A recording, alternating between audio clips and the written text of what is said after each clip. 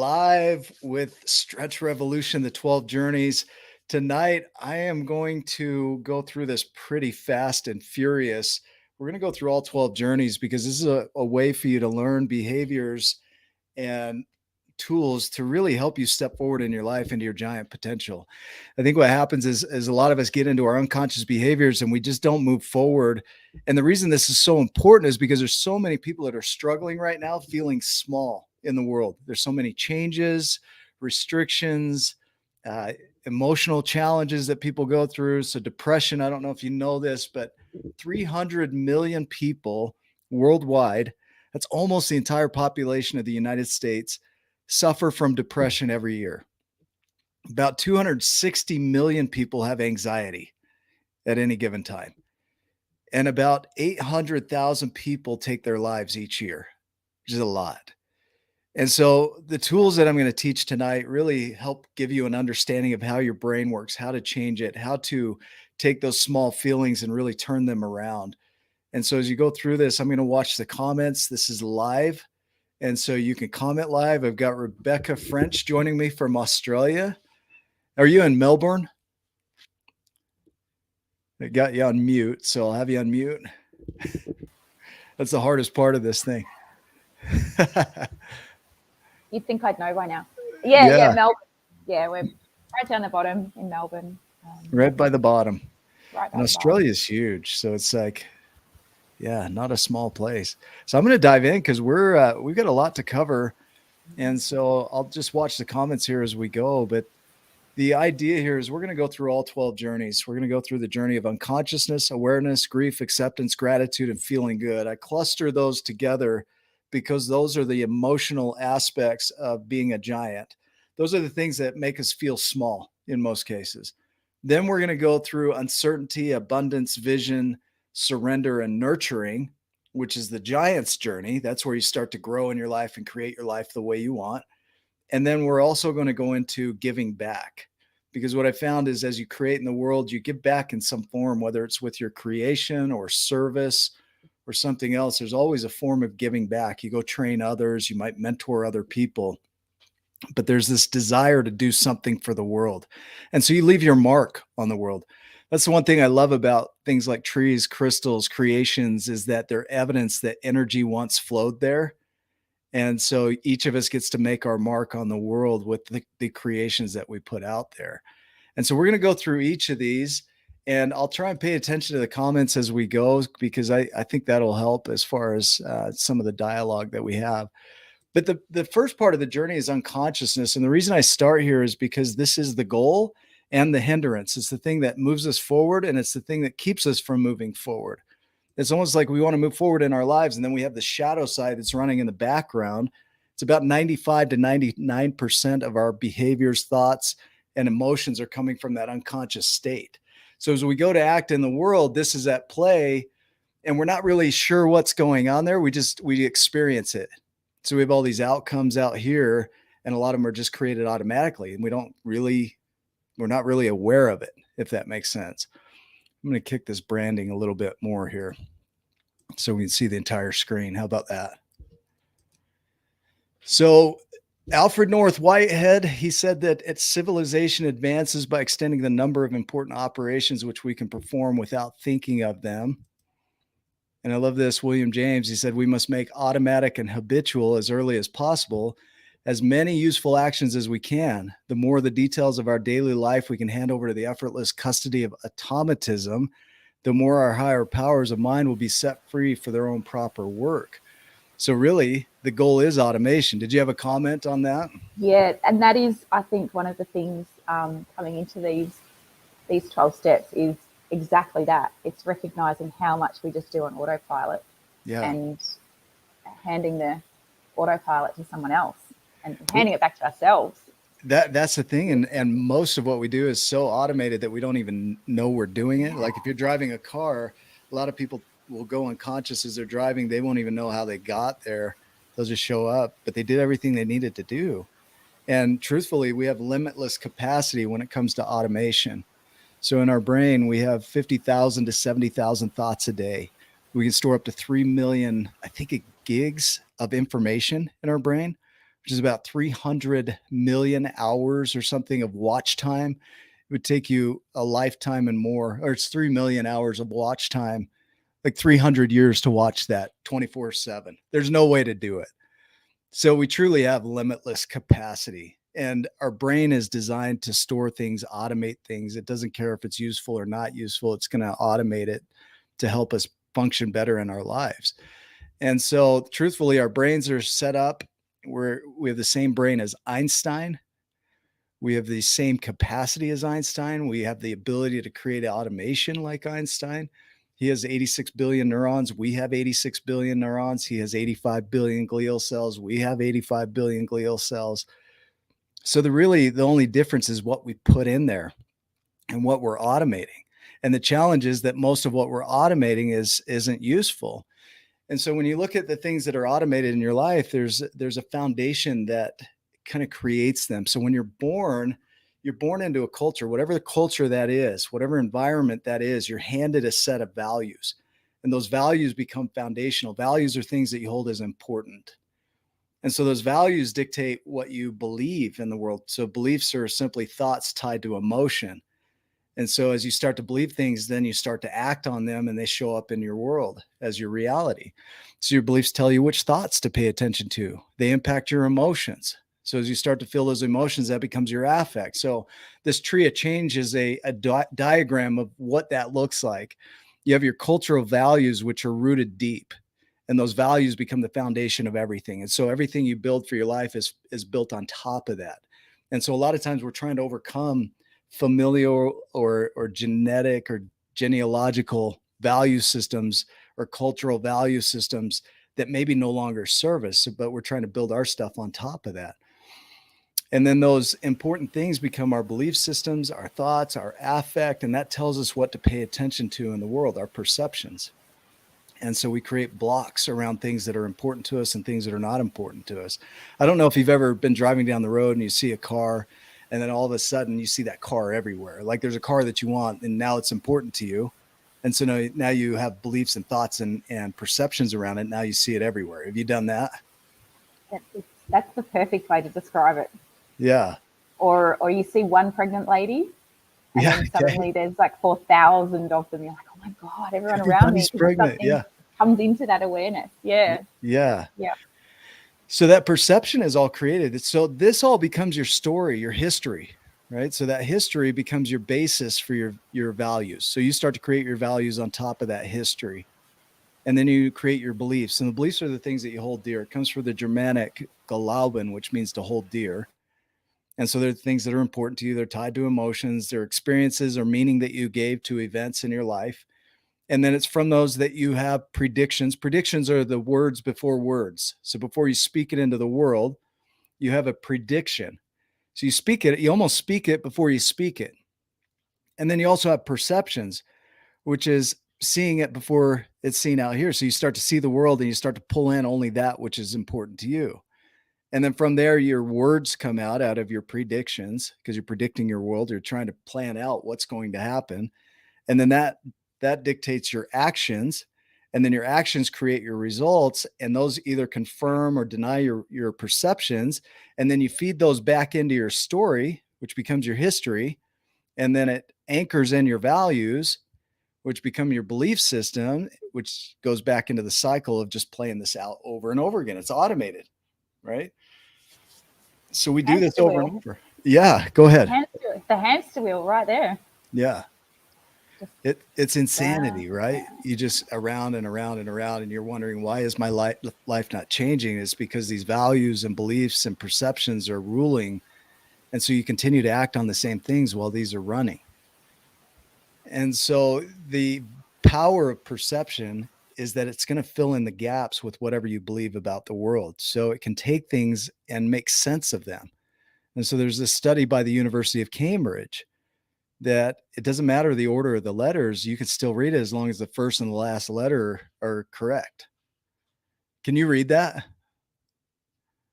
I can, and it blows my mind every time I see that I know exactly. No, it's not right that we should make sense of that. Right. But this is what we do with life. So we have a way of thinking that the world is this way. So we don't see the world the way it is. We see the world the way we are. And so we perceive it that way. And so if there are any gaps in the way that the world is according to our mind, then it's going to fill Just in the delete pieces. them. Yeah. Yeah, we see a start and an end. And if the middle isn't what we like, we just delete it and assume the center means something else.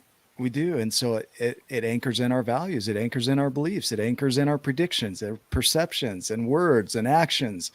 And then we create the world around that. And it confirms that we're accurate because we look for agreement in our world, not the truth. We look for what agrees with our perception, not what reality is.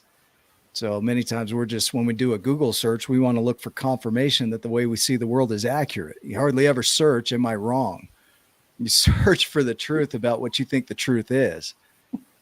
And so our brains are out there to support us. It doesn't care if it's useful or not useful. It'll fill in the gaps based on your values and your beliefs. And you'll start to see that in the world, speak that into the world, act that into the world. That becomes your reality. Is this making sense? It's the path of least resistance. Yeah, say that again. I could barely hear you on that one. It's the path of least resistance. Okay, yeah. We're designed for comfort. Yeah. And safety. And if you want to it's easy. Right. Yeah, that comfort and security, I mean, we're truly wired for uncertainty, and we'll go through that because we can wire new pathways. We have plasticity in the brain, so we can actually wire new pathways. But we get into this comfort zone, that path of least resistance. And you think about it, it takes a lot of energy to create a new pathway, a new behavior for a period of time, and then it doesn't. So they say on average, the average habit takes about 66 days to establish. Anywhere from 18 days to 257 days is how long it takes. But on average, it's about 66 days. Most people don't stick with it long enough for it to become a habit. They give up way too early. And so once you understand what's at play, your brain is just taking all these connections, all these perceptions, this input, and trying to make sense of it. So I'm going to go into the neurobiology of the brain and how it works real quick, because I think this is important. You have 86 billion neurons in your brain. The neurons are designed to pass information in one direction. So they have a cell body. It runs down the axon. It's like your arm here. And then they have dendrites and synaptic connections. So if our fingers were touching like that, the space between them would be the synaptic connection. And this would be a dendrite running to another neuron, and it would fire all the way down. So every behavior, thought, belief system, memory, experience is stored in these neurons. As you use them, these things called glial cells come in, and there's about 85 billion of these that come in and support. So they hold everything in place. They clean it up. You have oligodendrocytes that go in and make it fire faster and faster so that you can do it more automatically. The brain is designed to do things automatically when you use them over and over again. Then you have astrocytes that come in and wrap the synaptic connections to make sure you're not losing chemicals, and then cleaning up when it's not used. So it reabsorbs it, puts it back into the system, and it makes it more and more efficient. So your brain is constantly working and cleaning up. Every night when you go to sleep, it's repairing that low-level brain damage of the day. So as you're learning a new behavior, it's going out there, creating new neural pathways, supporting those, making sure it fires efficiently. It's creating automation. It's going back to what William James said and Alfred North Whitehead. The goal is automation. The challenge is what we've made automated isn't really serving us. And that's our biggest struggle. So you have three levels that are at play. You have your conscious level, your pre-conscious, and your unconscious. And unconscious is that deeper level. You can't really even pull it up to know why it's operating. It's some of that deep level value system. That's where a lot of our traumas are stored. It's that unconscious safety net that says we're going to keep this running because it's going to protect you. In the pre-conscious, you can pull to the conscious level, but you can also put it right back into automation. So you pull it up and put it back into automation, pull it up, put it back into automation. So it's just before the conscious level, because the most costly energy is conscious energy. When you're paying attention to your thoughts and you're really paying attention to what you're doing, it really costs a lot mentally. You come out of doing something new, you're tired. And if you think about it, your brain's burning about 20% of the energy that's coming into the body. I mean, it's sucking up the energy. So when you go to that conscious state, now it's really sucking up the energy. Have you ever felt that, Rebecca, that brain fog or that tiredness? Frequently, the Yeah, last 4 or 5 frequently. weeks. Yeah, you're it, part it of. is. It's really. It's exercise. It's like stepping back into the gym after a really long break. Yeah, There's all these things that are working behind the scenes to catch you when you start going back into old ways of consciousness, and to bring up for you the what you're trying to achieve, and because you on some level understand that there's a better way, and on the other level you just want to keep doing what you already do because it's so much easier. And yeah, it could be this exhausting cat chasing its tail in your brain, almost going, yeah, but it's great over here, and you go, no, but we want to be there. But and it's big stuff. it It's is. tiring. But it's also the way through. So that unconsciousness, while it's at play, if you don't deal with some of the unconscious, unuseful behaviors, then basically what you're doing is every program you put on it is like this. It's like frosting dog shit. It's it's like That's the gold in this whole concept, isn't it? Right there. yeah, you really want to clean up the unconscious stuff.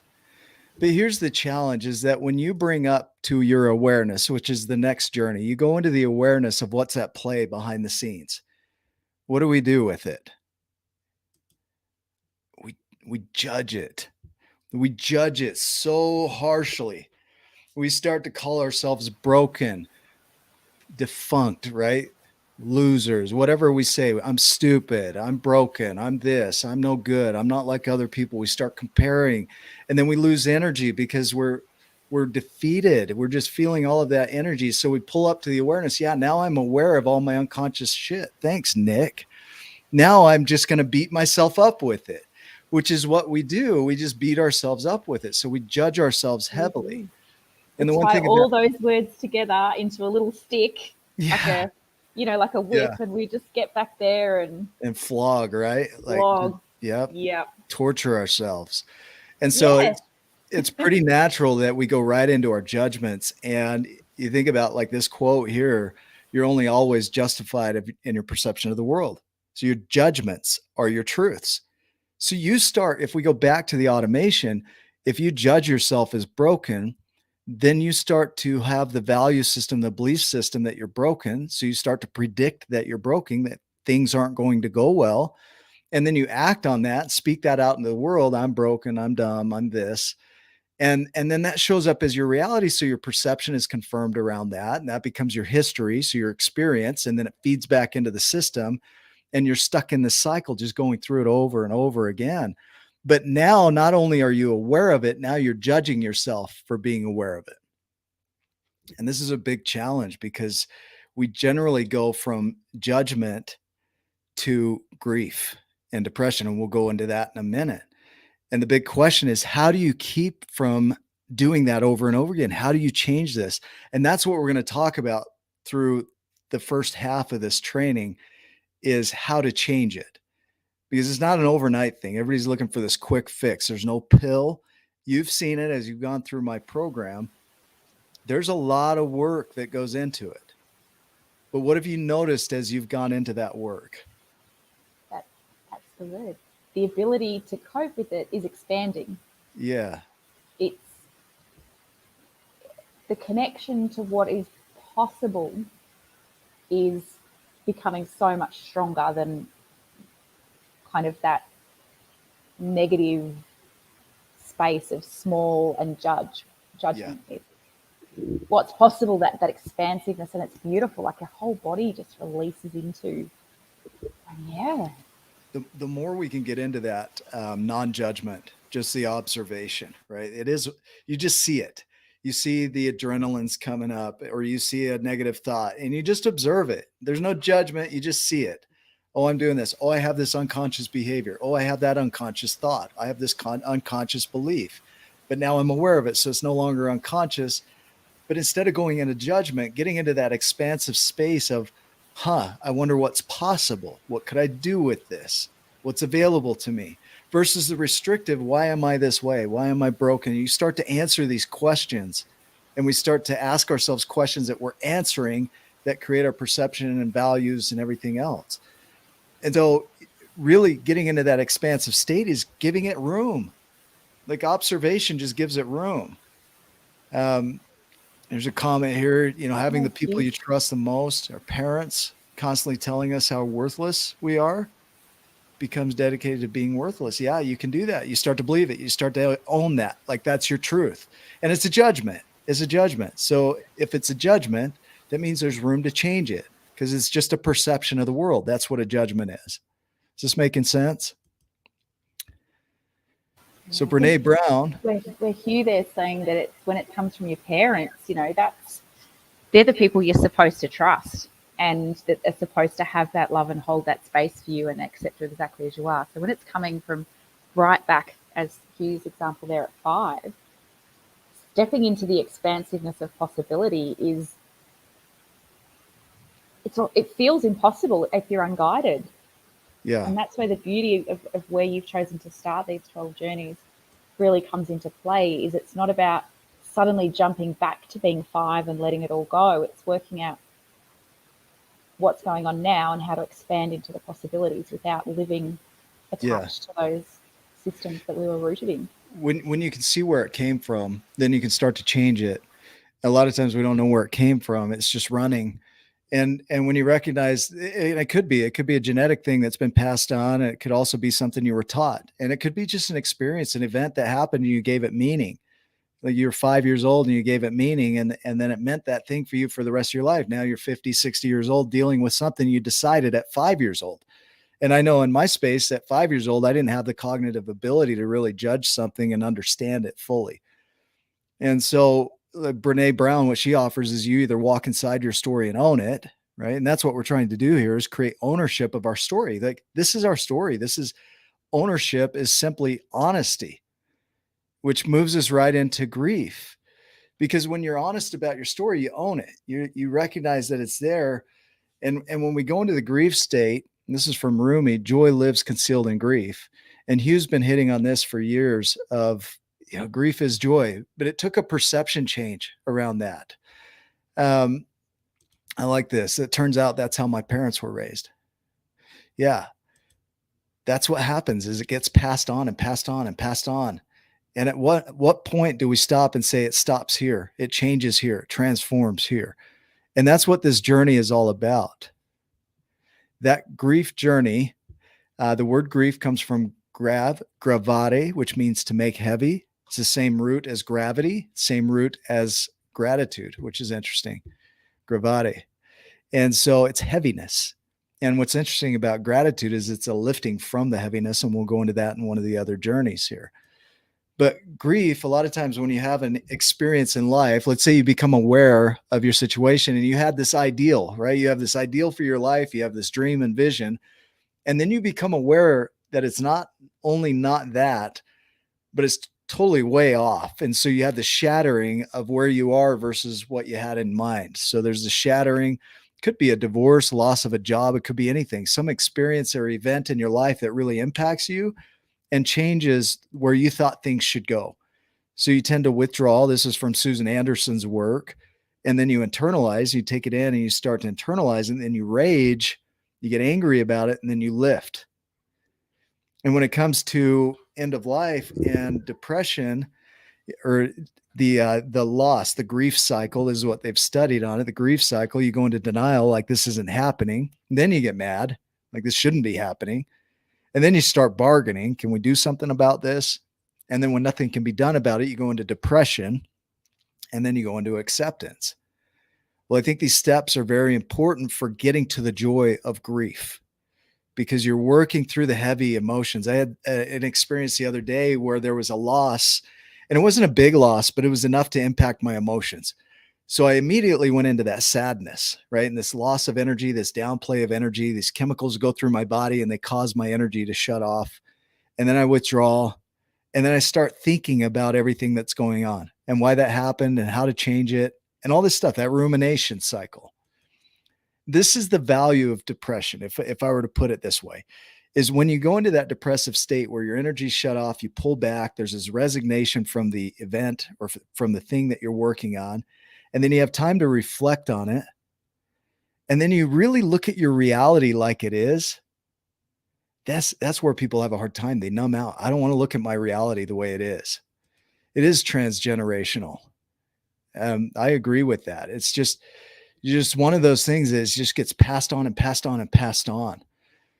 And so as you look at your reality like it is, a lot of people want to numb out right here. They get really energetically down. A lot of people take their lives right here because they just don't see a way out.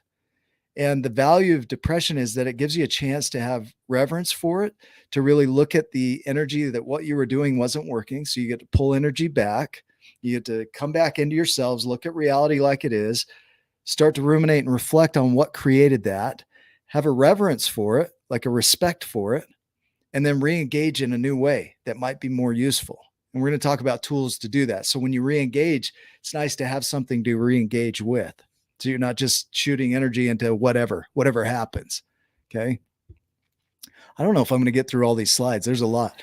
When you have that honest look at life, there's that honesty, that owning your life exactly as it is powerful, because then you start to really step into creating it differently.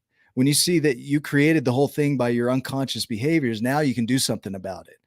And I love this. Hugh's created it in such a way that when his daughter passed away, he was able to turn that around and recreate it to a loving cycle. I mean, grief has become a loving cycle for you, Hugh. I know that you've mentioned that it wasn't that way, but you've learned to develop it and see it and understand it, perceive it that way. And if I'm wrong, you can correct me, because I might be wrong. So now we move into acceptance, right? Because now we've gone through the unconscious state. Now we become aware and we go through the judgments, and we move from the judgments to the grief, and we see our world as it really is. And then we get to move into the space of acceptance. And acceptance simply means that it is what it is, right? It is what it is. The idea here that letting go isn't about having the courage to release the past. It's about having the wisdom to embrace the present. That's what acceptance does. Is it moves us into that space of accepting the present. Do you have a comment there, Rebecca? And I think Hugh helps us with this in so many ways, and seeing things and I often come back to something that Hugh has said, and I love that he's here to be present for this, because it is what it is. Yeah. And the acceptance of that doesn't mean it has to take, it's your analogy about accommodation and acceptance and what have you, that you can accept it and not be okay with it being there. It just is. Yeah, it just is. It doesn't mean you love it, right? It just means it is what it is. I think of the analogy of bear in the field, right? The bear in the field is the idea that you're driving down. The bear. Yeah, you're in Yellowstone National Park, right? And there's bears out, and you think there shouldn't be a bear in the field. So you go tell the bear it has to leave. But the bear has permission to be there. It's a wild animal. It's just kind of meant to be out in the field. So it has an allowance to be there. It can live there. It has permission to be there. And so us going and fighting it is saying that it shouldn't be there, but it is there. And we fight our reality like that. It's like, there shouldn't be a bear in the field. This shouldn't be happening in my life. I have this ideal and that's not happening. This is happening and this shouldn't be happening. And so we fight that. So it ends up being like we're going out and fighting this bear in the field, telling it shouldn't be there. We're going to lose. Every time. Lose every time. Yeah. And ends up exhausted and damaged and hurt. Yeah. Because we've been fighting with this thing that just should never have been an argument. Yeah. It's just allowing it to be what it is. It is what it is. If there's stuff to clean up around it, you can clean up around it. If there's things to do around it, you can do that. But there's still this acceptance that it is what it is. And Jan says that acceptance doesn't mean that you agree with it. Doesn't mean that we feel good about what we're facing. It means that we're willing to look for and embrace the lesson. Also indicates a willingness to grow through the experience. One thing I've learned about acceptance is forgiving what is, not causing additional harm to what is. So my favorite definition of forgiveness is to not cause additional harm. And so the best way to escape from the past, so all this unconscious automatic behaviors, beliefs, values, experiences, is to forgive it, to accept it and forgive it. Let it be what it is. I forgive myself for my judgments. I forgive myself for judging that experience, that person. letting go of what occurred as an impactful thing. You know, we had Steve Bacon on the show the other day, and Steve Bacon talked about some of the things that he's gone through where the emotional release has come from letting that go, not getting rid of the story. The story and the memory is still there, but the emotional attachment isn't. And that's what forgiveness will do to you, is it'll let you let go of the emotions behind it. You know, like this, put a buffalo in the field. We could do that too. So the stress that kills or cripples most of the population comes from people being too hard on themselves. And it's always comes back to that idea, right? Lisa Feldman Barrett talks about it, and we'll see that here in a minute. But we're so hard on ourselves when we don't live up to our own imaginings about what we think other people think about us or how we should behave, right? I don't even know if that made sense. One day, dear human. Yeah. Yes, it doesn't make sense. And that's even more pertinent as to why behaving and thinking these thoughts about what other people are thinking, thoughts about us thinking thoughts. Yeah. Is why that is exactly, it doesn't make sense. Yes. And then I'm finding it the hardest thing to let go of. And we try and fight other people that the way they think about us is wrong. But then we project on them our thoughts about what they're thinking, and then what we think is the right way to think it. And then it just creates this battle, this battle between who's right and who's wrong, and in groups and out groups. And that's not what any of this is about. It's about you clearing out the internal stuff that's keeping you from living a giant life. And so this is where we move into tools. Like, how do you move through this? One of the most powerful tools to move through that energy of letting go is gratitude. Gratitude has a ton of health benefits. It makes you more resilient to stress. It's associated with lower depression, lower blood pressure. It prevents heart disease, improves your sleep, increases life satisfaction, increases meaning for life. And I can't see the last one there, but maybe you can. Improved life outlook. There we go. I can't even see it on my screen here. Oh my goodness. We can, exactly. Knowing that what's to come is worthwhile because it's just going to be exactly as it is. And having space for acceptance. If you're in the space of resisting what is, then there's no room for growth. You can't have gratitude when you're resisting what is. It's really hard to see the good in the world when you're resistant to it, when you're mad about it. And anger is a natural part of this process. It comes up in the shattering, in abandonment. It comes up in the grief cycle when somebody's life is ending. And so there's anger that shows up for a lot of people. And so that's a part of the process. But when you move from that to gratitude, then you start to see the good in the world. You start to see the lesson of it. You start to see the things that you were, that were good about the whole experience. Maybe even some of the negative stuff, you lose some of the emotion of because you're starting to have gratitude for the way you grew. Right?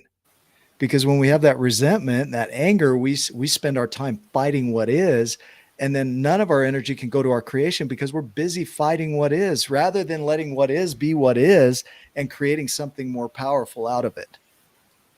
And that's what the giant's journey is let whatever is be what it is. The way that we're going to change this world isn't by fighting what is. It's going to be by creating it differently. Let that thing die out. Stop feeding it your energy. It's like your neural pathways. The more you give them energy, the more strong they become. It doesn't matter if it's useful or not useful. The more you fire those, the more powerful they become and the more efficient they become. The same thing happens with systems and processes that aren't working in our world. The more we fight them, the more power they gain. It's in creating a new way of being, a new system, that those die off because you stop giving it attention. You stop giving it the energy it doesn't deserve. And that's really hard for people because they think the way out is to fight it. But I don't know any war that really solved anything. I mean, other than stopping some people from doing really bad things, I get that. But there tends to be this creation of something different. There's a new enlivenment into a new creation. Gratitude helps us do that. It helps us see the lessons of the experience of the event and move on. And the gratitude releases chemicals in the body that are really good for you. It releases dopamine and serotonin, which drive you to want to do more and drive you to want to create more and give you meaning for life. They make you feel good, but they're also good for your body. And so how often do you be gratitude or grateful? How often do you be gratitude? You can be that too. But how often do you be grateful? They say once a week is sufficient. It's actually more impactful than every day, because what we tend to do is we automate things and we turn them into systems and to-do lists and checklists. And so there's no emotion behind it. So the goal is to slow down and feel the emotion. So once a week, if you could really sit with gratitude and write it out and really feel it, that would be more impactful than turning it into a to-do list, because there's no emotion in an automation. You think about your automatic behaviors, there's no emotion in it. It's just automatic. You just do it. But there's a ton of emotion when you're creating it. Do you have a comment there? If there's one takeaway about gratitude, I think that I certainly didn't understand until recently, was exactly this. I was inherently grateful for so many things in the moment that they were happening, but then there'd be this pressure to do your list at the end of every day or at the start of every day. And I'm like, no. And so now it felt wrong, and I just thought it was me not understanding the concept. But because I am inherently grateful most of the time, to try and list that daily is really difficult. But to change it to weekly or even a little bit further out than that, I think I'm about once a fortnight, it has just shifted, and it's so easy now. And it's so much more obvious how many more things I'm grateful for. And you really get to sit in the emotion of those things. So there's more of an impact and there's more of a change in your life. But feeling good and gratitude are very important, because the more you feel good, the more you do good in the world. And so it's really important to pay attention to your energy and where it's going. That gratitude becomes the foundation of all of your dreams. It's the dirt where the seeds grow and root in and root to the, to the source and grow upward. It's where your visions come from. It's where your creations come from. So when you can acknowledge the good that you already have in your life, that's the foundation of all abundance, which moves us into our next stage here. We're going to go into feeling good, which is also part of that foundation of moving toward abundance.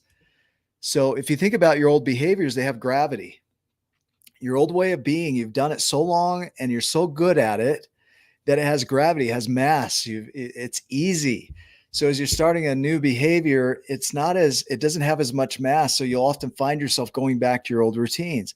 And that's where the judgments come in. You judge yourself for going back to your routines. So you gain all this new information. And I see people do this a lot. They'll know better. They'll say, I know better, whatever that means. And then they'll fall back into the old routines, and then they'll judge themselves for knowing better and still doing the old routines. And so the idea here is give it some time and practice and let it grow mass. And eventually it won't be impacted by the old ways of being. The more you do it, the better you'll become at it. And it'll be easier to interact with that new way of being than the old one. The old one loses energy. We don't have to fight the old one. We don't have to chase it away. This is where the fighting comes in, the anger. We want to fight our old way of being. We want to fight this system over here. We want to fight that system. All of our energy goes to fighting everything that is. And there's no creation in anything new, because we've just been fighting what is. And every time we fight what is, we lose, because it's got so much power and impact and mass that there's not much we can do. But if we can create something new and add value to that and continue to do it over and over again, it's going to get mass. It's going to grow. But it can't grow if we're fighting stuff. Does that make sense? Yeah. This is one of those we know in theory things. Okay. And I am grateful for being on this journey, because that part's not natural yet. Yeah. That's not hardwired. Not yet. But as you practice, it will be. Yeah, like the other things are. Lisa Feldman Barrett, she says, emotions aren't reactions to the world. They're your creations of the world. Emotions only come after thoughts. They don't come in the other direction. They don't happen and then you have thoughts. You have thoughts and then you have emotions. So they're a creation. You have a thought and a perception of the world, and then that creates an emotion that creates action or non-action. So your brain's out there creating its reality, and then you're acting based on what you perceive the world is, which goes back to our unconscious thoughts, our values, our culture, like all of that impacts. And so we're creating our world, and our emotions are creating the energy that either feeds or pulls us back from that. And so it's all a creation. And people they've shown through research that people feel depressed when they don't measure up to their ideals. So we create these ideals, and often those ideals are handed down based on our culture. And so we create these ideals of I should be this, but it's often handed down. And then we don't measure up to that. And then we feel sad because we don't measure up, and we feel worthless because we don't measure up to some social creation. Or we feel anxious because we're not measuring up to some social creation about who we should be. Right. And so either way, it's a lose-lose, where our predictions become predictions of anxiousness or predictions of depression. And so we end up acting into that. And so feeling good is really important when you can create some space through acceptance that it is what it is, and it's okay that it is what it is. And I'm okay in my not okayness, and I can forgive my judgments around the whole thing. And I'm grateful for what is, and I feel good. Then we can move into the world of abundance and uncertainty and start to create it differently. But if we're not okay with what is and we're fighting it, we're just frosting dog poop. If we go back to that slide, we're just frosting it, making it pretty, polishing it a little bit, but it's still running. So no matter what we put on it, it doesn't change. So have you experienced that? Is this hitting home? It's funny how we're at where I'm at, and this stage of the process is when you string that together in a cohesive paragraph, it just sounds so overwhelming and so difficult. But the beauty about having done this in steps and stages is I can make sense of each part of that paragraph. Yeah. And it's nowhere near as overwhelming as it seems to start living in this way, and to not attend every fight, not to go to the bear, just to let it be there. And I think when people know they need to make change and they really want to make change, it can be really overwhelming. And they hear a paragraph like that, which I understand is so powerful, and I know where it's come from and I know where it's going, and they go, I can never be like that. Yeah. But the importance is it's step by step, and it's day by day, and it's just relearning, and it's beautiful, and it's not as hard as it seems. No, and it goes a lot quicker than you would think too. The quickness of it turning into a new way of being is really fast. It's surprisingly fast, but it takes slowing down and being conscious of it long enough for it to become that unconscious automation, which is the goal of everything. But we don't want to slow down, because when we slow down and get conscious of it, we go into our judgments, and we go into our grief, and we go into our fear story. And then, that's supported by emotion. So we act on it. And then we say, well, I knew it was true because I thought it, I believed it, I acted on it. It showed up in the world. So it's got to be true because I have confirmation right here in my reality that this is the truth. But no understanding that we created that whole thing. So we're creating it, but we're creating unconsciously. So what this allows us to do is start to create consciously. So if we can create room for this to be running while we're creating something different, then it becomes powerful. That new thing becomes powerful. The old thing loses its power. It doesn't make the ruts go away. It doesn't make that creation go away. It's always there, but it doesn't have the emotional impact anymore because you've created it differently. Is that making sense? So I'm going to continue. Yeah. You good? Resistance is the number one obstacle to having the life we were created for. I agree. Resistance. We don't like what is. We resist what is. We fight what is. But our journey in becoming a giant is when we're feeling small and we come to that awareness and we go into the judgments. The first thing is our body gets fired and triggered. And so when we can learn to soothe our bodies and soothe those emotions, because the emotions go. So we have this, we feel small. We have these thoughts that make us feel small, or this event that makes us feel small. Maybe somebody's emotions hit us, or there's something that happens. We lose our job or whatever it is. We're getting divorced and we have these thoughts that we're small. And then there's that awareness that that's present. Instead of going into the judgment of it, just recognizing, oh, there's anxiety again. Oh, there's that emotion again. Oh, there's depression. Rather than it being, I'm depressed. Rather than it being an identity of who I am, it's simply an awareness that it's playing and it's okay. And then you move into calming the body down because the body's triggered and chemicals are running through it. It takes about 90 seconds for most chemicals to run through your body. But I've never had an anxiety attack that lasted only 90 seconds. And the reason for that is because I keep bringing up thoughts that trigger more adrenaline. And then I get stuck in this cycle, and then all of a sudden I'm having a panic attack, right? So when you can soothe the body and know that that's what the body is designed to do, you can soothe it, you can move into acceptance. It is what it is. And then you move into the tools of recreating it and engaging with your life again, and you get your brain back and you get your power back, and you start moving towards your creation again. It's important to have something to re-engage with. I'm going to skip this because we go over this in the 12 journeys, but the idea of the bus is you're the driver of the bus. The emotions are passengers. You get to decide how this plays out. If you engage with the passengers, then you're not driving the bus anymore. And so there's a great YouTube video about this online, so you can grab that, about the emotions in the bus. And it goes through the whole experience. Barry McDonough, he says, as strange as it sounds, the greatest obstacle to healing your anxiety is you. And this guy's phenomenal. His book, Dare, is powerful.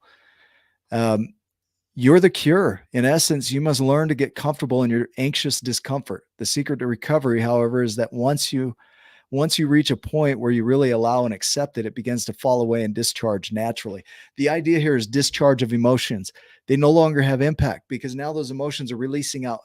They're not impacting.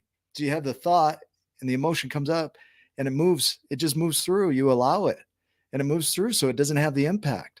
Our challenge is that we resist it and fight it, so it has a huge impact. And then it spins us up in more thoughts and our life becomes really difficult.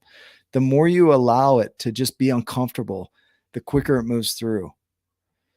And it's a practice, because I know people who are dealing with traumas, and this goes back to, talk to your therapist on this too, and just have them support you.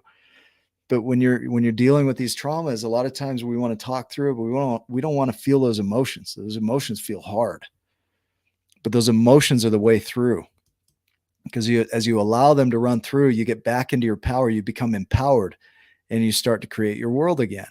And so this is where it's really important to re-engage with something. So now we move into the journey of uncertainty, because now we've got this foundation. Great. I feel good with what is. I'm grateful for what is. But now what? And this is where we go into the giant's journey. So we dealt with the cycle of feeling small, and we have tools and ways to deal with that. And now we move into creation, because you've got to have something to re-engage with. And so the beauty of uncertainty is that it puts you in a position of knowing reality exactly as it is. You see it as it is, and then you start looking for possibilities. So the certainty cycle, we like certainty as humans. We want to know what to expect. We want to know that when we predict something, it's going to play out a certain way. But that's not how life works. It's a model of uncertainty, and we gain certainty through practice or, through the knowledge of others. But we go into this space of, we have an idea, a concept, a vision, and we want to create it, and we don't know how it's going to play out. We really don't. So we have to act on it. And so we take this step of faith, trusting that it's going to play out. And then we go into the speculation and I don't know, and we start to guess what's going to happen. We start predicting it. And then we create what's called a sense of certainty. So we have some outcomes and we think, okay, it's going to play out this way. We have a sense of certainty. It's not quite certainty because it hasn't played out enough to where we can have certainty. Is this making sense? It's playing out, but we've only gained a little bit of knowledge around it. So we start to say that's the way the world works. And so based on a sense of certainty, we say this is how the world works. We have one bad experience and we say that's how the world works. We have one good experience and we say that's how the world works. But there's not enough repetition and research to really say, yeah, that's how the world works. I know the sun will come up because I've seen it come up 365 days a year for 47 years. And it's been doing that for thousands of years. A pretty high certainty that it will come up, but there is a possibility it won't. But the probability is that it will. So it's a high certainty. So we get into the space of knowing what we can count on. That becomes knowledge. That's what we draw from. That becomes our wisdom. That's what we act from.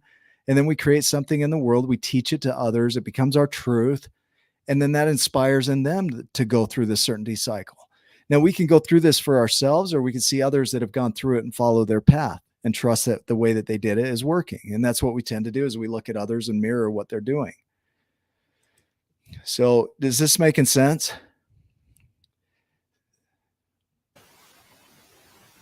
I like the I don't know and the speculation is like that blowout on the tire. So you've got this beautiful circle of things that are supposed to be, and then suddenly there's this what on the edge where it just starts to fall over and fall down. The more you practice, the more you get into that space of certainty, it narrows back and comes back in. And now you know what you can count on. Yeah, you have it's experience not wonky. with people. Yeah, say that again. It's not wonky. Yeah, it's not wonky. I think that's the official word for it. So, yeah, sitting with it, not sitting in it. Sitting with it. I like that. So as we gain certainty, then that's through testing and that's through acting. But truly, when nothing is sure, everything is possible. Everything's a possibility, which opens us up to really create anything that we want. The word purpose comes from the Latin purpose, which means to move forward, to pause. And so if we move forward to a place of rest, it's where we're going to rest and then we're going to re-engage and create another place to rest. It's like you're going on a trip and you say, I'm going to stop at this city, that city, and this city, or this rest stop and that rest stop. You climb a mountain, I'm going to get this peak, and then I'm going to go to that peak. Each of those stops is a place to rest. A purpose is simply a place where you rest for a moment and then you move on to the next one. It's mountains without tops. There is no limit. So when we move into uncertainty, instead of looking at uncertainty as a scary place, which is what we have a tendency to do, uncertainty is full of possibility. It means everything in the world is available to us. And if we'll look at the journey of abundance, when we move into that, it truly says that everything truly is available to us. That abundance is not something we acquire, it's something we tune into. It's our birthright. I didn't have to go out and create the oxygen that I breathe today. I didn't have to go out and create the money system that I get to take advantage of. Somebody else did that. I simply plug in and use it. And I didn't have to go create that. I didn't have to create an apple tree so I could have an apple. I had an apple today. It was great. But I didn't have to go create that tree so I could have an apple. The universe is infinite and abundance is the default nature of all things. Like Elon Musk, he didn't have to go create Mars to fly to Mars. He's already there. All the materials, all the resources, they're already here. Abundance is our birthright.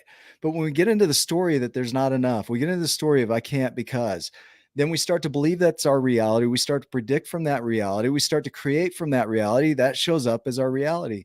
But the truth is that abundance is our nature. Abundance is available to us. It's our stories that get in the way.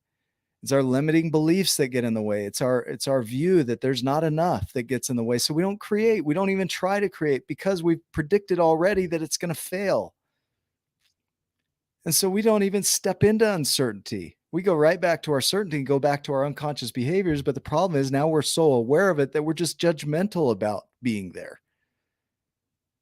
So we make it even worse. Does that make sense? So you create. Go ahead. I'm going to let you. Oh, it just every time I hear you say this, my brain just goes, "Oh my gosh!" and I want to know why I'm 42 and working some of this stuff out, and why now it's suddenly making sense, whereas I could have been 22 and saved myself. But notice the judgments in that. Great, you're 42. It is what it is. You're 42, and you're learning it, and there's gratitude in learning it now. You could have been 62, you could have been 82, and learning it, and so there's this opportunity even where you are, Rebecca. That I'm 42, I'm learning it. Great, let's go right from where we are. There's no lost time in it. That's the thing is you think, well, I've missed all this time, all these years, but you also didn't have the foundation to be able to create with it. So it wouldn't have mattered anyway. You would have heard this and not heard it. Somebody would have shared it with you, wouldn't have seen it. So we create with the abundance. We speak it in the world. The law of physics says that without an observer, there is no creation. And so it's by observation that particles are created. It's by observation that particles become molecules, and we use those molecules to create all the things in our world. You look at all the creations in the world, they decay and they break back to the chaos, and somebody else creates something else with that. So there's always this abundance to draw from. But people are walking around looking for the limitation and the lack in the world, not what's available to them, because they want the certainty. I'm certain that the word fractal. We are definitely going to go into fractals. At first, when you look at your dreams, they seem impossible. And then as you move toward them, they seem improbable. And then they seem inevitable. And it really comes about with the vision that not only do I have the capacity to create this and change my world, but whatever I can imagine, I can create as a reality.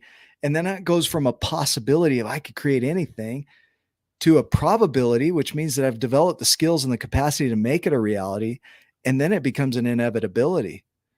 Like my book went from an idea, a thought. I could write a book like Spencer Johnson's Who Moved My Cheese. I could write something like that. That was a thought. It was a possibility.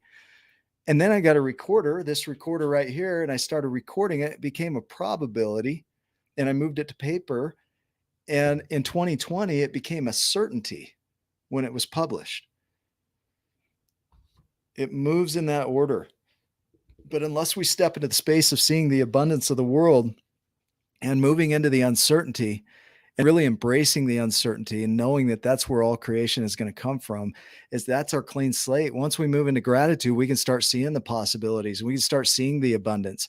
But if we're resisting, right, if we're fighting what is, then there's no room for any of this. You can't even see this stuff because you're busy fighting what is. There's no energy for any of this.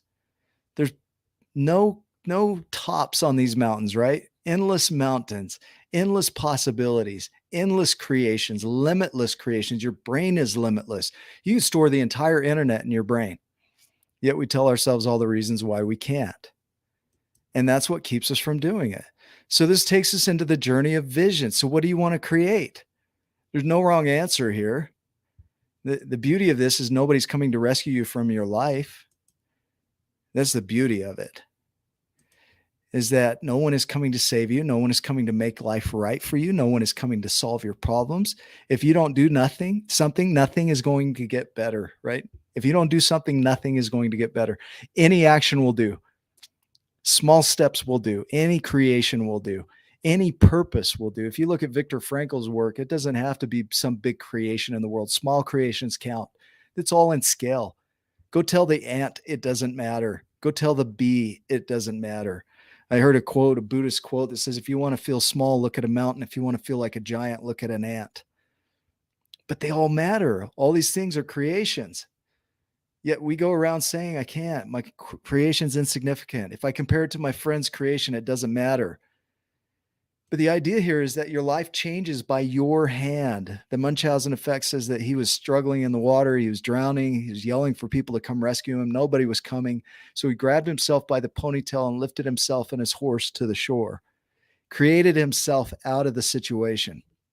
And that's what we're offering here, is when you have the vision, is now you step into creating your life differently. Now you go from the journeys of unconsciousness and awareness and grief and gratitude, and you move into creating now. So we've learned how to move from the small world that goes on inside of us into creation. Now, not only am I going to create, I'm going to be conscious of it. Because before you were creating, you just weren't aware of it.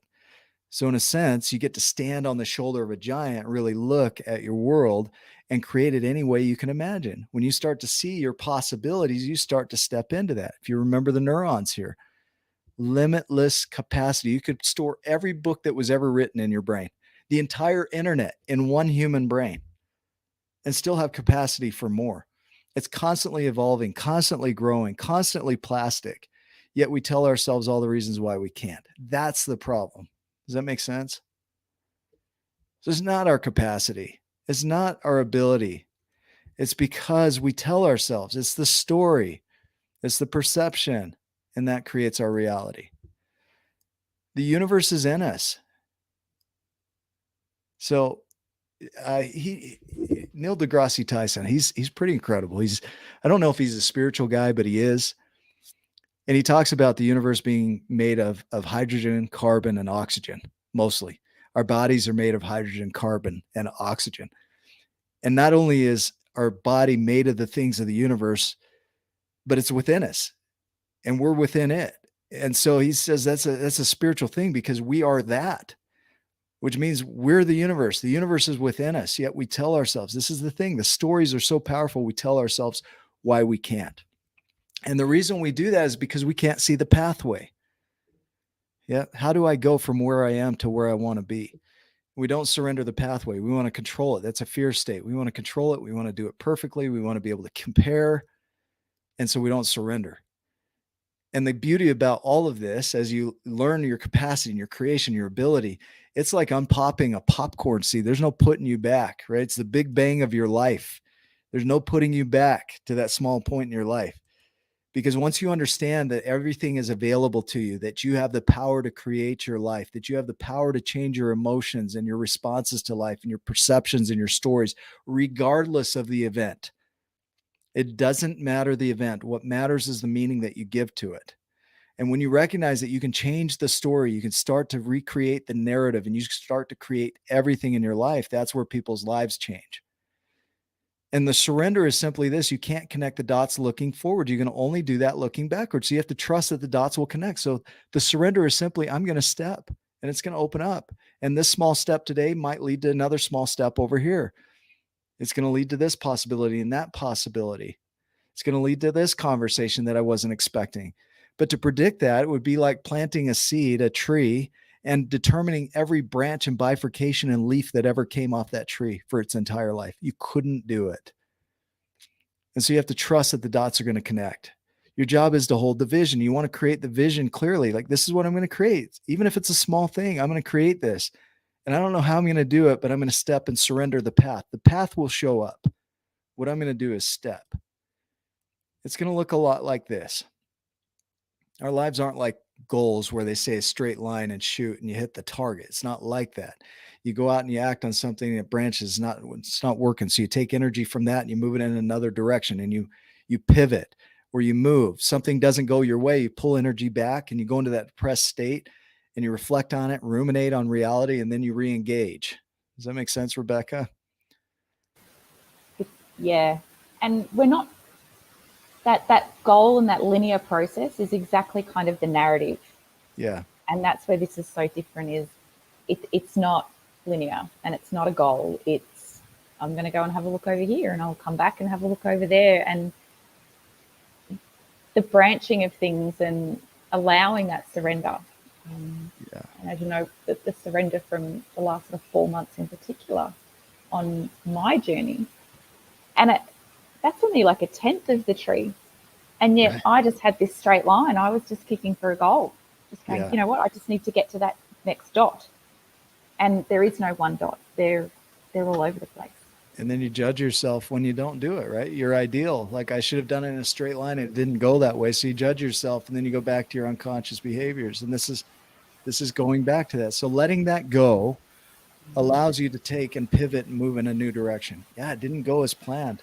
I didn't see that coming. That was unexpected. That didn't feel good, right? Well, and there's skills. There's yeah. skills that we're just not exposed to. Yeah.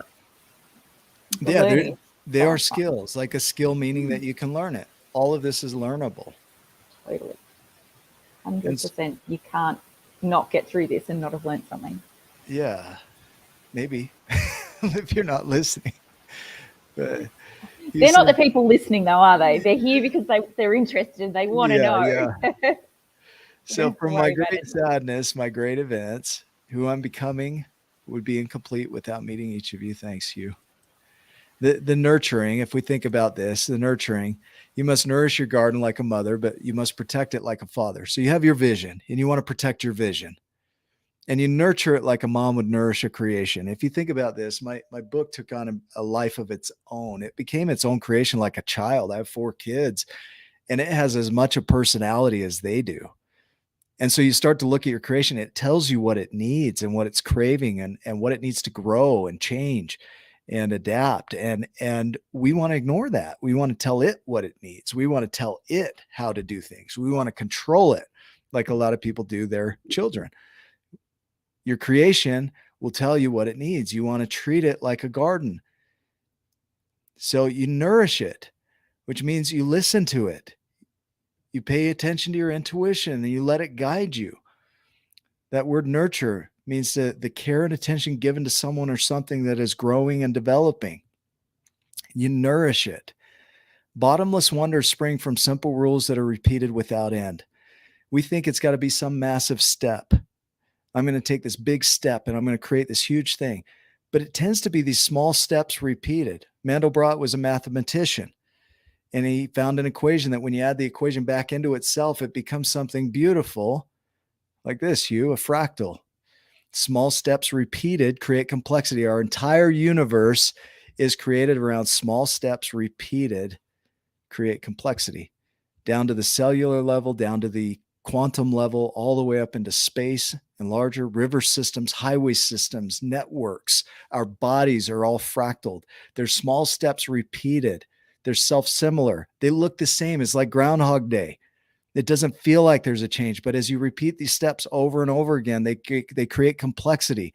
This is how you create mass in your life. You take these small steps and you repeat them over and over and over, and it creates mass in your life, and it creates complexity. And you have this new beautiful thing that wasn't there before because you took these small steps and repeated them.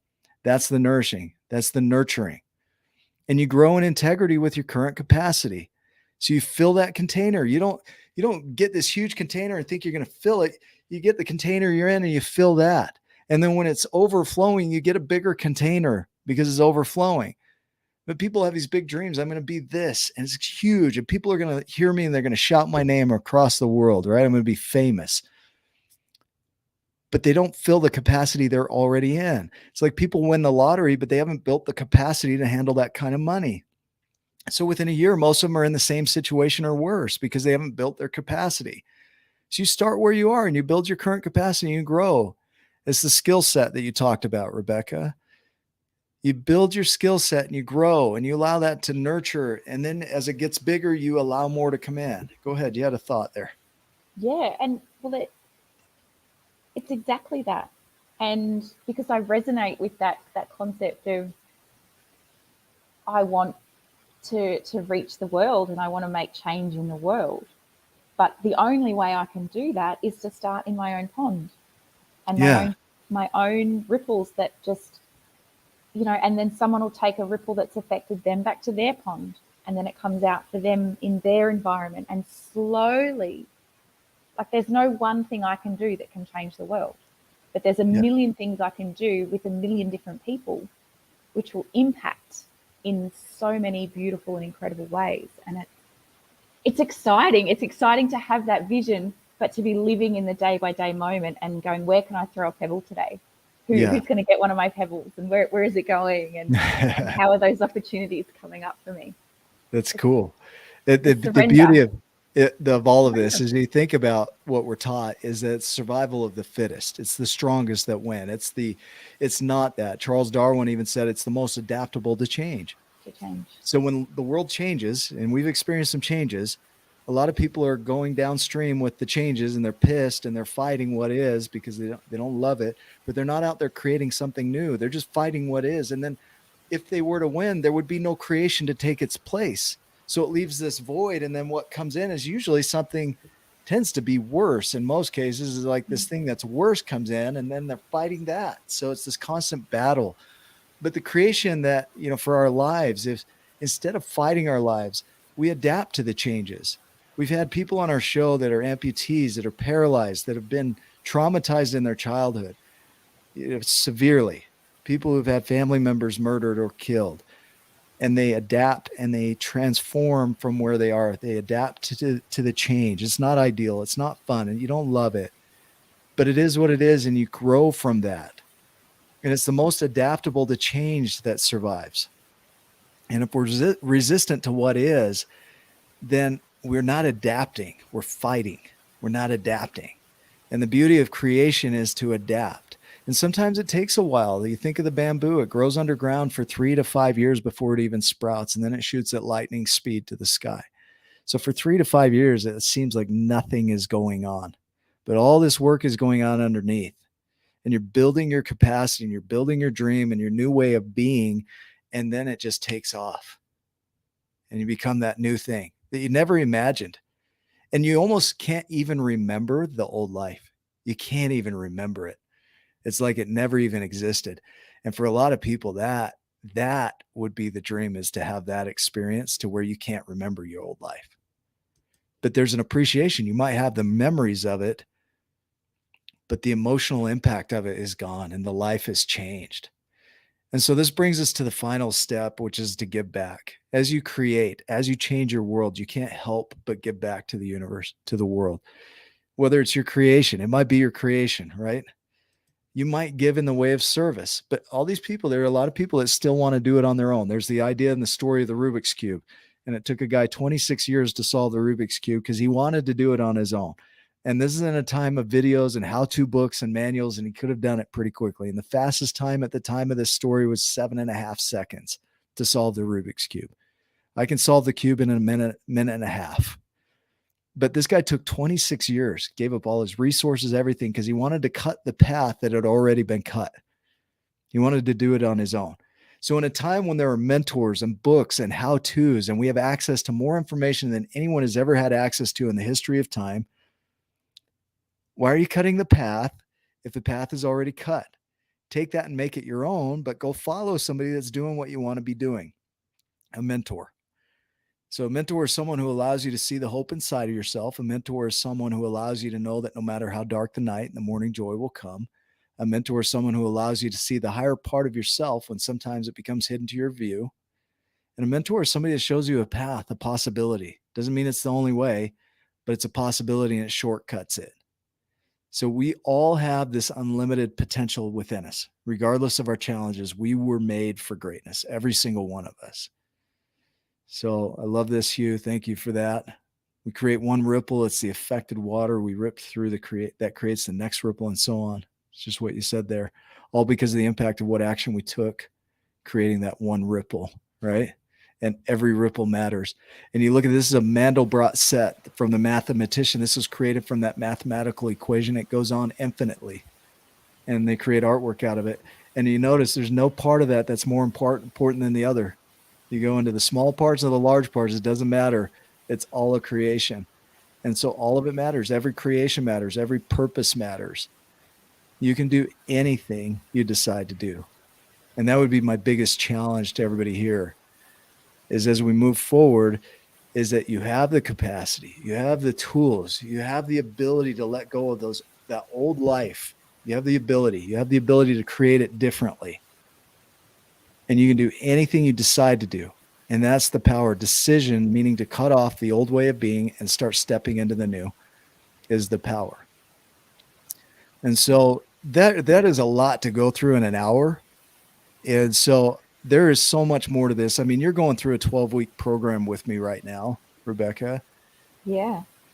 I think we've done well. It's like just over the hour, and I've been, chiming in as well. So I think we've stayed really, really on target today. Yeah. Go us. Well, what I want to offer is this, this is available to you. You don't have to do this, but for those that are watching, is go to this link, bit.ly 12 journeys. And it is 12 weeks of this program. It's the 12 journeys. There's 12 meditations that come with it, 12 webinars that come with it. We go through each of the journeys individually. To go through it in an hour is pretty challenging. If you can't afford to do it, we have scholarships available. So it makes it affordable to anybody. Truthfully, there's no reason you can't do this program. And so if you do pay for it, it helps us keep the lights on, keep doing shows like these. Ryan says pinkies, right? Or small parts. It helps us to grow. And our goal is impact. We want to impact your life. And if this was impactful, if the show was impactful, this will be even more impactful because you have 12 weeks where you get to practice and live into this. And we have the program that you're going through, and that's quite a bit more. And so if they want to know about that, they can ask. That's a bigger 12-week live journey that we go through. And that one it's pretty intense. Been some heavy emotions going on in there. So couldn't have it any other way. Yeah, it's good. The 12 Journeys Stretch Revolution is really designed to get you to stretch. And we tried to make it affordable too.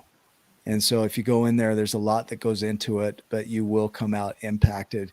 Your life will be changed. At the end of 12 weeks, you'll be a different person. If it takes 66 days to create a new behavior, this goes 84. And so it'll put you well beyond where you need to be to create a new habit in your life. Do you have some other thoughts that you want to share, Rebecca? I think the stretch revolution is gentle as well. It is that gentle learning process where, you know, you can't do it in an hour and you can't do it in a week. And the concept of that you've even called it stretch, because you've got to practice. Yeah. If you want to touch your toes, you've got to practice. If you want to do the splits, you have to practice, and you've got to do it every week, and you have to show up for it. And if you're not going to show up now, at what point are you going to show up?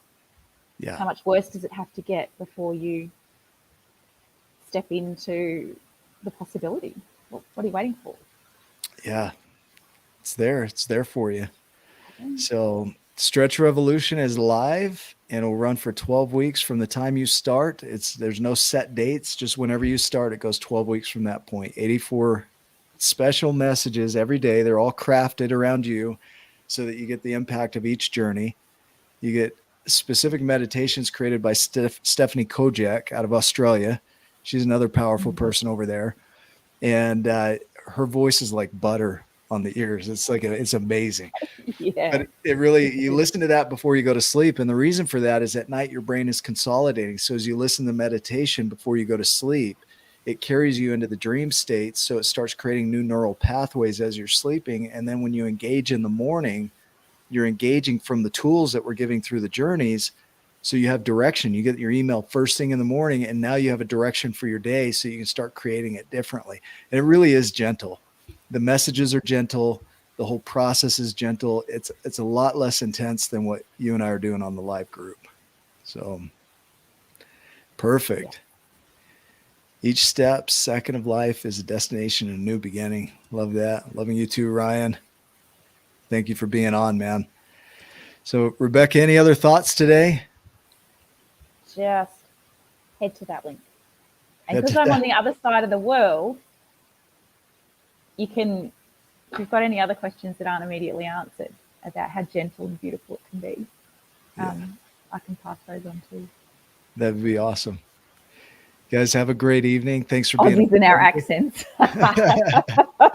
Mate. Yeah, mate. Crikey. All right, guys, have a good night. We'll see you in the next webinar, video, TV show. Join us on Wake Up with Giants TV if you haven't done that as well. Have a good night. We'll see you soon. Bye.